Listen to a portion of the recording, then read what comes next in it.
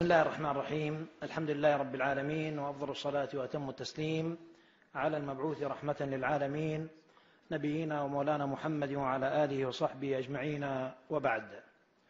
أيها المشاهدون الأكارم، متابعو فعاليات جائزة دبي الدورية للقرآن الكريم، مرحبا بكم في هذه الفقرة القرآنية المميزة، وهي عبارة عن استضافة واختبار لواحد من نوابغ الحفاظ. الحافظ الذي جالس أمامنا هو حسين عدنان صبري العبدلي، من مواليد الفلوجة العراق، مواليد عام 1983، وعنده هو من أصحاب الاحتياجات الخاصة، وعنده تلف في خلايا الدماغ، لكن فجأة وبدون أي مقدمات اكتشف أهله أنه يحفظ القرآن دون أن يعلمه أحد ودون أن يذهب إلى شيخ. نتعرف على قصة هذا الحافظ من عمه الشيخ عماد شاكر صالح العبدلي. السلام عليكم شيخ عماد. عليكم السلام ورحمة الله وبركاته. قرب شوي الميكروفون. أستاذ عماد، لو تحكي لنا قصة حسين كيف كانت ولادته؟ هل كانت ولادة طبيعية؟ وكيف كان وضعه؟ وكيف اكتشفتم أنه حافظ؟ بسم الله الرحمن الرحيم. الحمد لله والصلاة والسلام على رسول الله. تقبل الله صيامكم وقيامكم، وجعل الله تعالى في ميزان حسناتكم هذا العمل الصالح الخالص لوجهه تعالى. الحقيقة حسين عدنان ولد ولادة طبيعية، وبعد أكثر من شهر اكتشفنا أنه جثة هامدة، لا يتحرك، لا يبكي، لا أي شيء يقوم به. راجعنا فيه كثير من الأطباء، وبقينا على هذه الحالة لمدة أكثر من سنة. لدينا تقارير طبية من دكتور كمال الطويل في بغداد، وكذلك دكاترة في الأعصاب، أخبرونا بأنه فيه تلف في خلايا الدماغ، وإذا كبر وعرف اسمه فهذا إعجاز في الطب. فكان والده رحمة الله عليه صاحب دين، جمعنا وقال: نقطع الأمل بالطب والأطباء، ويبقى أملنا في الله تعالى وحده. سهر الليالي وصام النهار وهو يدعو في ساعات السحر. فذات ليلة مباركة رأى رسول الله عليه الصلاة والسلام والده، فشكى حالته، فقال: ائتني بولدك. فيقول: وأنا في الرؤيا أعرف أني في رؤيا، وخفت أن أستيقظ من الرؤيا قبل وصولي إلى ولدي، ولكن بتوفيق الله تعالى حملت ولدي ووضعته أمام رسول الله صلى الله عليه وسلم. يقول: فمسح على صدره ونفخ على وجهه وقال: خذه لقد شفي، وسوف يكون له شأن. لا نعرف هذا الشأن ما هو وكيف سيكون، ولكن بمرور الأيام بخلال شهرين أو 3 قام يتحرك، ينتبه إلى الصوت. خلال 4 سنوات، 3 سنوات السابقة هو يحمل القرآن على صدره، يقلبه تقليب سريع. مزق الكثير من القرائين، لأنه لا يقبل أي كتاب من مكتبتنا العامرة إلا القرآن الكريم. يضعه على صدره إلى نومه، فنأخذه من صدره ونضعه في مكانه. استمر على هذه الحالة. نحن تدخلنا معه، علمناه الحروف، لوناها له باللون الأحمر، أليف والباء ونقرب له حرف مع حرف، هذا يكون كذا. تعلم القراءة والكتابة، ولكن في هذه التقليبات للصفحات الكريمة هو يحفظ.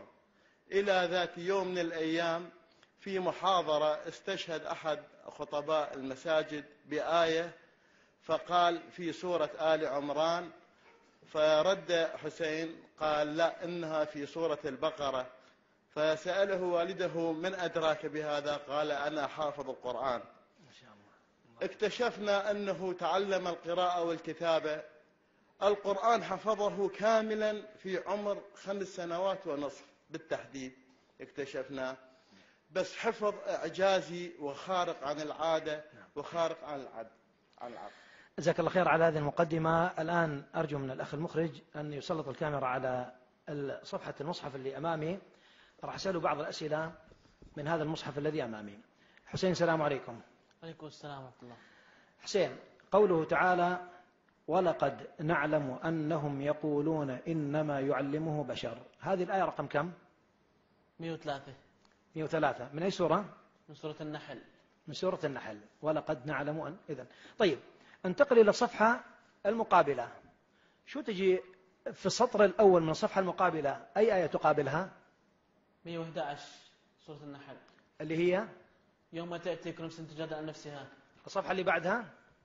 يظلمون. الصفحة التي بعدها؟ الصفحة اللي بعدها. ثم أن ربك الأمر السوء بجهالة ثم تاب بعد ذلك وأصلحه. آية رقم كم؟ 119. طيب مقابلها؟ سبحان الذي أسرى بعبده ليلا من المسجد الحرام. آية رقم كم؟ 1. طيب أنا بقلب ورقة، ورقتين، 3 على الجهة اليمنى، شو تجينا الآية؟ قل كونوا حجارة أو حديدة. الله أكبر. الآية رقم كم؟ 50 بالإسراء. الإسراء. تقابلها شنو؟ الصفحة المقابلها. وما منعنا أن نرسل الآيات. طيب احسب معي، أنا راح أرجع للوراء. ورقة، ورقتين، 3، 4، 5، 6، 7 على اليمين. شفتوا؟ لا شفتها. طيب بقلب صفحة اللي بعدها على اليمين، شنو الآية اللي تجينا؟ بداية السطر، بداية الصفحة. وقال الذين أشركوا. وقال الذين أشركوا. آية رقم كم؟ 35. أي سورة؟ النحل. آخر الصفحة. يتوكلون. يتوكلون. الأخ المخرج، يتوكلون. طيب طيب راح اختار لك موضع آخر لا على التعيين، من قوله تعالى لعلنا نتبع السحرة إن كانوا هم الغالبين. آية رقم كم؟ 40. أي سورة؟ الإسراء. أي سورة؟ سورة الشعراء. الشعراء. أحسنت. طيب آخر الصفحة. فأتبعوهم مشرقين. فأتبعوهم مشرقين. طلع أيوة، أتبعوهم مشرقين. طيب ممتاز. احسب معي، ورقة، ورقتين، 3 الصفحة اليمنى، أول الصفحة، بداية الصفحة. فهم طاسين تلك آية القرآن كتاب مبين. لا أنا قلت 3 ورقات. واتقوا الذي خلقكم. واتقوا الذي خلقكم والجبلة الأولين. طيب الأخ المخرج، حسين أريدك هذه الصفحة راح أطلع لك صفحة لا على التعيين، وأريدك تقرأ لي الكلمات اللي في رؤوس الآية. ولما بلغ أشده واستوى آتيناه حكما وعلما وكذلك نجزي المحسنين. هاي آية رقم كم؟ 14. أي سورة؟ قصص. الآية اللي بعدها نهاية. مبين. بعدها الرحيم. بعدها المجرمين. بعدها مبين. بعدها المصلحين. بعدها الناصحين. بعدها الظالمين. الله أكبر. انتقل إلى الصفحة اللي مقابلها بالضبط. الصفحة اللي مقابلها آخر الصفحة، شنو تجينا؟ قال ذلك بيني وبينك أيما الأجلين قضيت. ما شاء الله عليه. طيب آية رقم كم؟ 28. القصص. طيب الآن ننتقل إلى نوع آخر من الأسئلة. طيب ورد قول الله عز وجل سائبة. كلمة سائبة كم مرة وردت في القرآن؟ مرة واحدة. في أي سورة؟ في سورة المائدة. آية رقم كم؟ 103. 103. قوله تعالى ما جعل الله من بحيرة ولا سائبة ولا وصيلة ولا حام. طيب كلمة عفريت جاءت في القرآن؟ مرة واحدة. وين؟ قال عفريت من الجن أنا آتيك به قبل أن تقوم من مقامك. آية رقم كم؟ 39. النمل. ما شاء الله عليك، الله أكبر. طيب كلمة مارد في سورة الصافات.